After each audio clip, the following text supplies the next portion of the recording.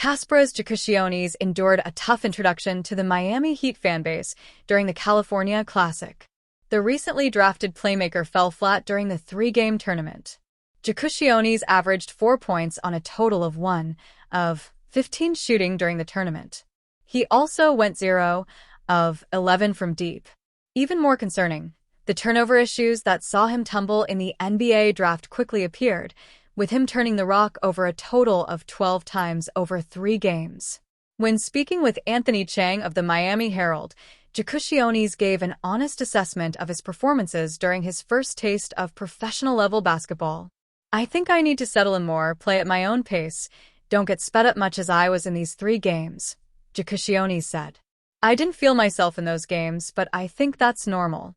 It's a process, so I'm just happy to be here, be able to learn from coaches, from other guys by working out, watching film, and understanding the game." Jacquez continued, "I think I'm just not in a rhythm. I'm just trying to get back in a rhythm after all the process I had.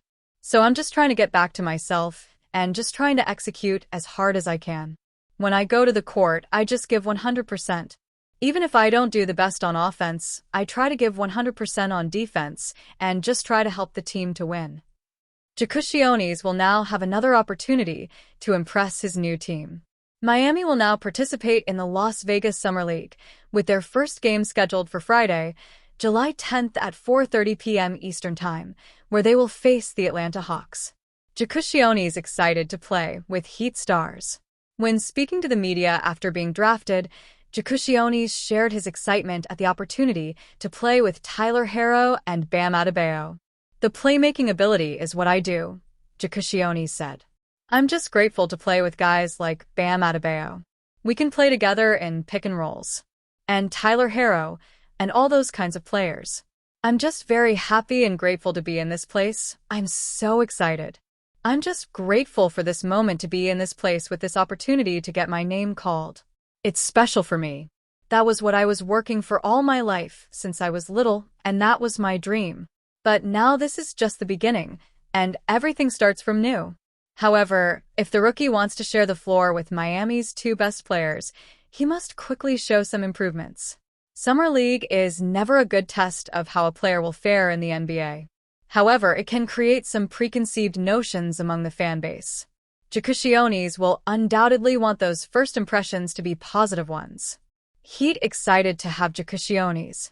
During a recent news conference, Vice President and Assistant General Manager Adam Simon gave some insight on the front office's thinking regarding the Heat's latest rookie. "We see tremendous potential with Cass," Simon said. "You're talking about a 6'5" guard with a +3 pointer, good athlete but with a high IQ. So if you combine all those things with a work ethic, there's no reason why you can't mold him into a very good NBA player. I think that's why we were attracted to take him tonight. We didn't think he would be there. We had him higher, obviously, than where we picked him." Jacquez will now have another opportunity to showcase his undoubtedly potential and skill. If he struggles in Vegas, he could find himself having a lot to prove once the NBA season gets underway later this year. When he needed it most, Kel'el Ware did his best to silence the criticisms of his game. But even though his breakout Summer League performance will go a long way in quieting the noise around him, he still has plenty to prove heading into his sophomore season. After Heat head coach Erik Spoelstra publicly called out Ware for his lack of professionalism and effort in Summer League, Ware put together his best game to date on Sunday night. Ware finished with 21 points, 9 rebounds, and 3 blocks on 8-14 shooting from the field and 2-3 shooting from three-point range. Perhaps most importantly, Ware was aggressive and active from the opening tip. Is this the real Kel'el Ware? Interestingly enough, Ware's huge game only brings up many more questions. Where was this all throughout the first few games of Summer League? Why can't he have this level of aggressiveness every night? What level of consistency will he have heading into the next game? Ware is talented.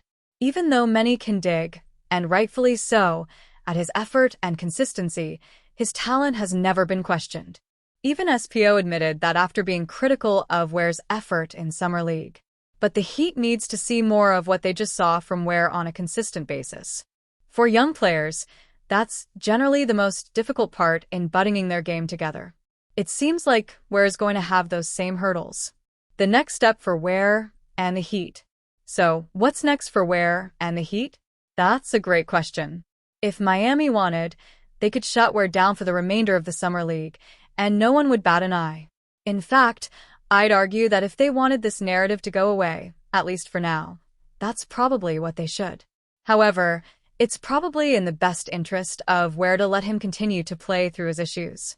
Continue to force him to prove himself, even though he's already penciled in as the team's starting center. It'll be interesting to see which way the team leans and how Ware responds either way. There's no question that Ware is a big part of the Heat's future. After all, this is a player they considered untouchable in trade talks all season long.